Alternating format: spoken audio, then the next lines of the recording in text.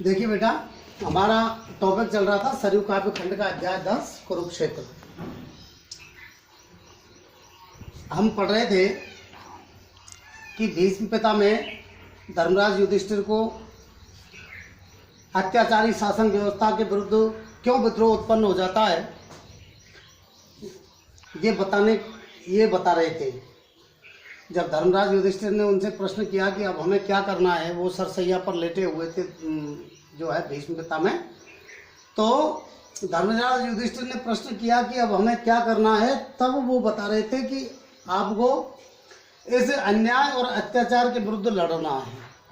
अत्याचारी शासन व्यवस्था में किस प्रकार की मुसीबत आम जनता को उत्पन्न हो जाती है और किस प्रकार से उनके हृदय में विद्रोह की ज्वाला पनपने लगती है, वो बता रहे थे। उसी में आगे वो कह रहे हैं कि अत्याचार सहन करने का कुफल यही होता है और उसका आतंक मनुष्य कोमल होकर सहता है।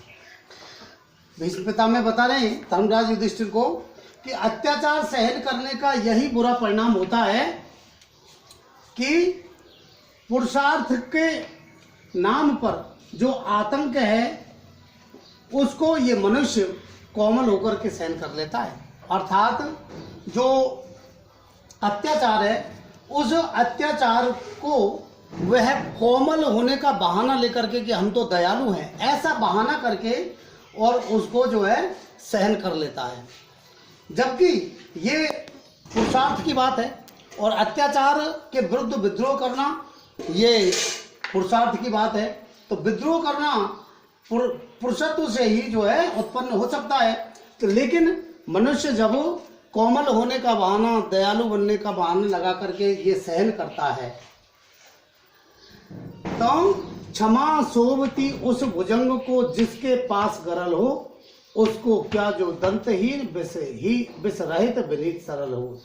भीष्म पिता में बता रहे कि क्षमा उसी सर्प को शोभा देती है जिसके पास जहर हो। जिस सर्प में जहर है और वो अगर काटे नहीं तो हम ये सोचते हैं कि इसने हमें क्षमा किया, लेकिन जिस सर्प में जहर नहीं है वो अगर काटे तो और नहीं काटे तो उससे कोई प्रभाव नहीं पड़ता। इसलिए नहीं उसके काटने का भी कोई जो है भय नहीं होता, उसके काटने का भी भय नहीं होता। इसलिए उसी सर्प को, भुजंग यानी सर्प होता है और गरल यानी होता है जहर, तो उसी सर्प को क्षमा शोभा देती है जिसके पास क्या हो, जहर हो।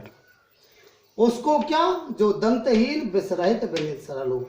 ऐसे सर्प को क्षमा शोभा नहीं देती जो दंतहीन है, जिसके दांत नहीं है, जिसके जो विष रहित है अर्थात जिसके जहर नहीं है और बिल्कुल सरल स्वभाव का है। ऐसे सर्प को लोग जो है कुचलने का प्रयास करते हैं, ऐसे सर्प को कुचलने का प्रयास करते। कभी जो है भीष्म पिता में ये बताने का प्रयास कर रहे हैं, ये जहरीले सर्प के माध्यम से पुरुषार्थ वाला व्यक्ति जो विद्रोह जो है अत्याचार के विरुद्ध विद्रोह कर सके, उसका प्रतीक है जहरीला सर्प।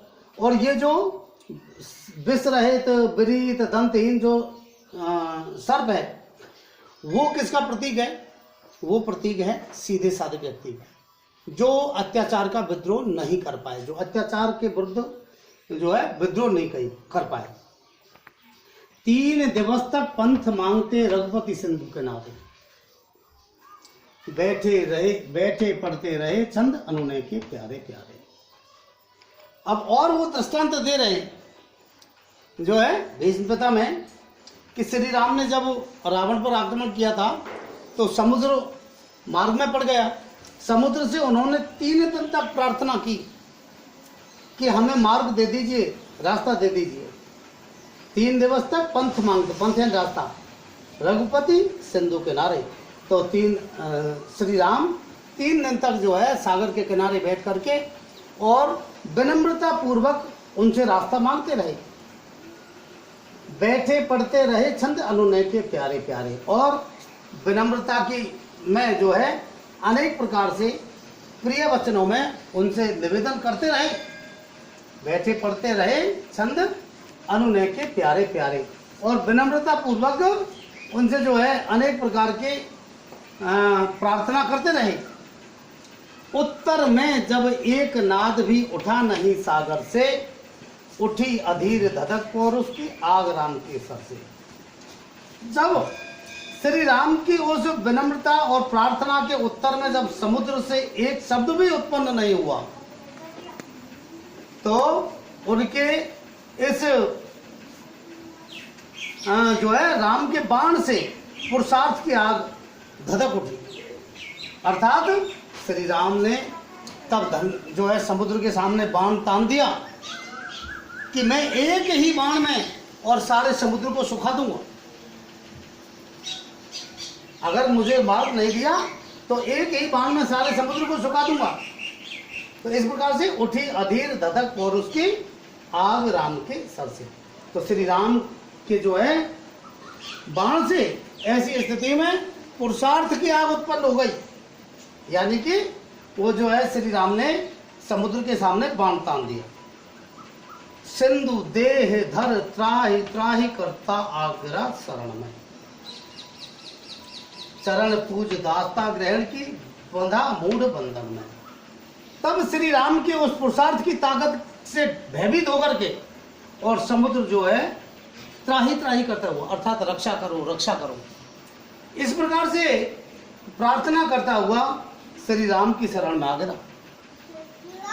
समुद्र ने जो है शरीर धारण कर लिया और शरीर धारण करके और त्राही त्राही करता हुआ, हे प्रभु रक्षा करो ऐसा करता हुआ और श्री राम की शरण में आ गया। और फिर श्री राम के चरण पूजे, उनकी दास्ता ग्रहण की और उनकी दास्ता के बंधन में वो मूर्ख बंध गया। दास्ता के बंधन में बंध गया। कहने का मतलब यह है कि जो अत्याचारी होते वो विनम्रता की भाषा नहीं समझते। जो अत्याचारी होते हैं वो विनम्रता की भाषा नहीं समझते। उनके सामने पुरुषार्थ दिखाना पड़ता है, पुरुषार्थ दिखाना पड़ता है, अपनी ताकत दिखानी पड़ती है। तो सच पूछो तो सर में ही बसती है दीप्ति विनय की, संधि वचन संपूज उसी का जिसमें शक्ति विजय की। भीष्म पितामह उनको बता रहे हैं कि हे धर्मराज, अगर सच पूछो तो अपने हमारे बाणों में ही, बाणों की ताकत में अर्थात हमारे पुरुषार्थ में ही विनम्रता की चमक होती है। मतलब हमारी विनम्रता का महत्व जब होता है जब हमें ताकत है, हमें जो है उस किसी सामने वाले को परास्त करने की जब तक शक्ति नहीं है तब तक हमारी विनम्रता का कोई महत्व नहीं होता। अर्थात अगर हम विनम्रता भी दिखाएंगे तो उसको खुजामत समझेंगे। इसलिए अगर हमारी विनम्रता का महत्व तभी हो सकता है जब हमारे जो पुरुषार्थ है, हमारी ताकत है, उस ताकत को, वो ताकत हमें परास्त करने की हो, वो ताकत दूसरों को परास्त करने की हो, हराने की हो। संधि वचन संपूज उसी का जिसमें शक्ति विजयगी। और संधि वचन मेल के वचन, मेल की बातें उसी की पूजनीय होती है जिसमें विजय की शक्ति होती है, जीतने की शक्ति होती है। कहने का मतलब ये है कि जिसमें जीतने की ताकत है, वो व्यक्ति अगर सामने वाले से संधि की बात करे कि ठीक है हम तुमसे जो है संधि करते हैं और युद्ध नहीं करेंगे, तो उसका तो महत्व होगा। लेकिन जो ऐसा व्यक्ति है कि हार रहा है, कमजोर है, जिसमें सामने वाले को जीतने की शक्ति नहीं है, वो अगर संधि की बात करे तो उसकी संधि को तो कायरता ही समझा जाएगा, उसकी संधि को तो जो है भय समझा जाएगा। इसलिए संधि की बातें उसी व्यक्ति की पूजनीय होती है जिसमें विजय की ताकत है, जीतने की शक्ति है।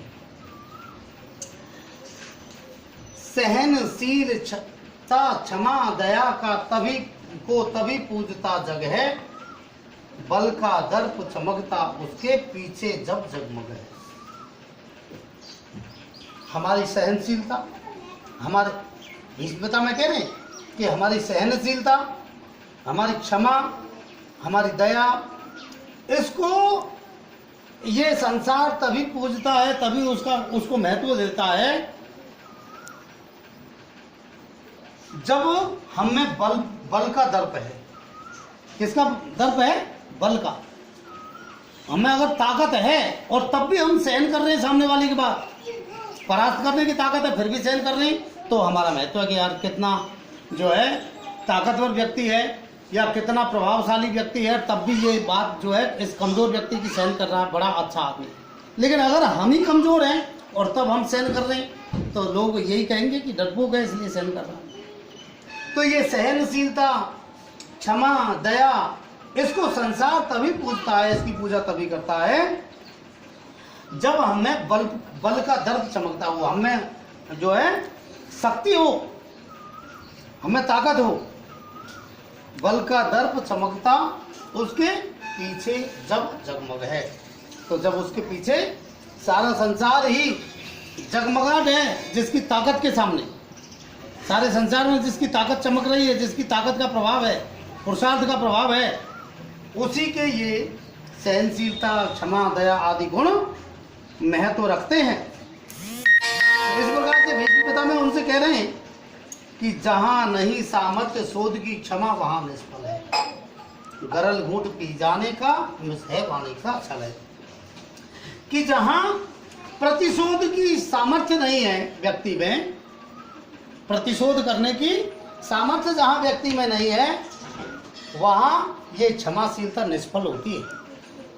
वहाँ ये क्षमाशीलता निष्फल होती है, मतलब क्षमाशीलता का वहाँ कोई महत्व नहीं है जहाँ व्यक्ति में जो है प्रतिशोध लेने की ताकत नहीं हो। क्षमाशीलता का उसी का महत्व है जिसमें जो है सामने वाले का या दुश्मन का विरोध करने की या प्रतिशोध करने की जिसमें सामर्थ्य हो, ताकत हो, तभी जाकर के उसमें उसकी क्षमाशीलता का महत्व होता है। गरल घूंट पी जाने का मिस है वाणी का छल है।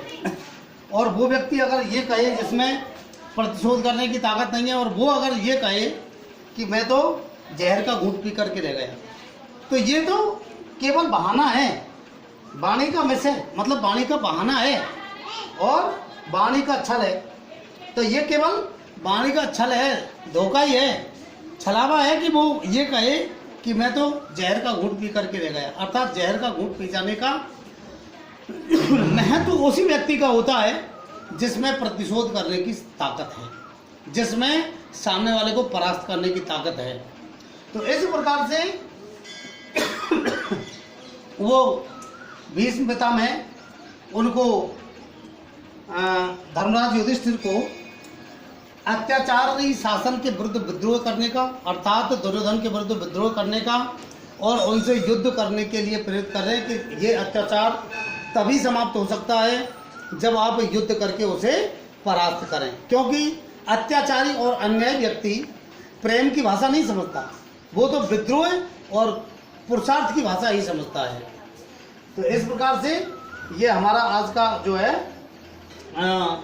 अध्याय पूरा हुआ, ये अध्याय 10 पूरा हुआ। इसमें देखिए आप, इसमें ये पूरा मुक्तक छंद है। कौन सा छंद है? मुक्तक छंद है। इसमें मुक्तक छंद का प्रयोग हुआ है, प्रयोग हुआ है, ठीक है। और काव्य के प्रसाद गुण का प्रयोग हुआ है। कौन से गुण का? प्रसाद गुण का, प्रसाद गुण का प्रयोग हुआ है। पांचाली रीति है। कौन सी रीति है? पांचाली रीति। काव्य की पांचाली रीति का प्रयोग हुआ है।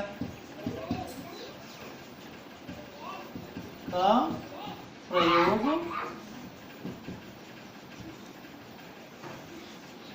हुआ है।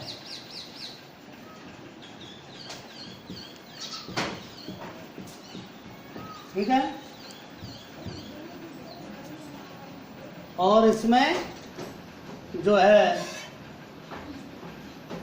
अनुप्रास,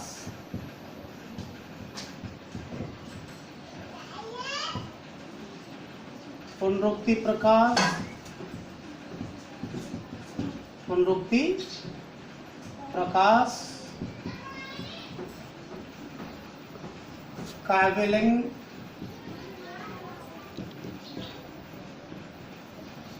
आदि अलंकारों का सुंदर प्रयोग हुआ है।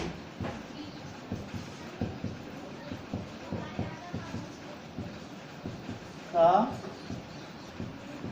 सुंदर प्रयोग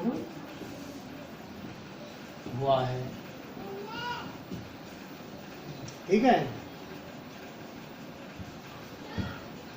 भीष्म पितामह ने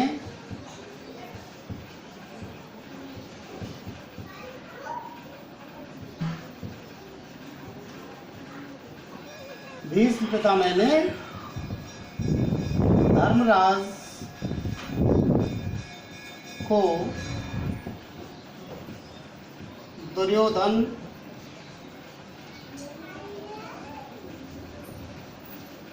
के अत्याचारी शासन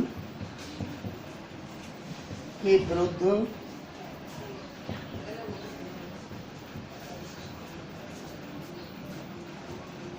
विद्रोह करने की प्रेरणा दी है।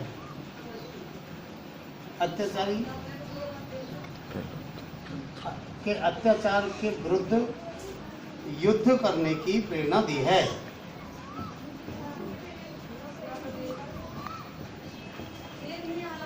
युद्ध करने की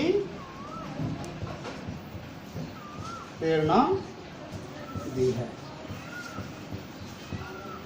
इस प्रकार से आज का हमारा ये जो टॉपिक है ये जो है खत्म हुआ, और इसके प्रश्न उत्तर कुछ तो मैंने भेज दिए और कुछ और आज भेज दूंगा। ठीक है, कल से हम दूसरा अध्याय पढ़ेंगे।